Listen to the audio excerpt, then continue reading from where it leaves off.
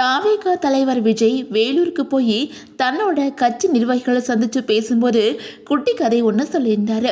அந்த கதையை விமர்சனம் பண்ணி நடிகையும் பிக் பாஸ் சீசன் 1 போட்டியாளருமான ஜூலி ஒரு வீடியோ போட்டிருந்தாங்க.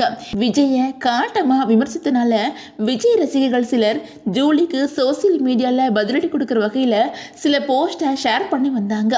ஆனால் பலருமே ஜூலியை மோசமாக விமர்சனம் பண்ணினாங்க. குறிப்பாக ஜூலிக்கும் தமிழ்நாட்டில் நடந்த கிட்னி திருட்டுக்கும் சம்மந்தம் இருக்கு அப்படின்னு சொல்லியிருந்தாங்க.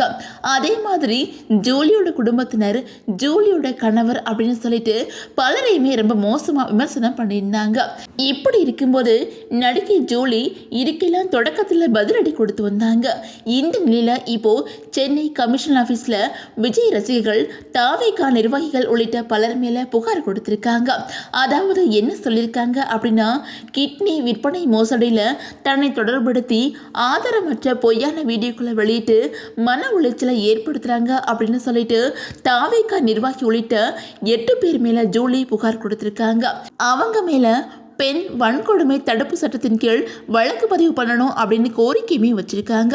கமிஷனர் ஆஃபீஸில் புகாரை பெற்றுக்கிட்டு விசாரணை நடத்தி உரிய நடவடிக்கை எடுப்போம் அப்படின்னு சொல்லியிருக்காங்க. இந்த சம்பவத்தை கேள்விப்பட்ட பலருமே விஜய் ரசிகர்களும் தாவேகா நிர்வாகிகளும் தேர்தல் வரையாச்சு அமைதியாக இருந்தால் அது விஜய்க்கும் தாவேகா கட்சிக்கும் ரொம்ப நல்லதாக இருக்கும் அப்படின்னு சொல்லிட்டு கமெண்ட் பண்ணி வந்துக்கிட்டு இருக்காங்க.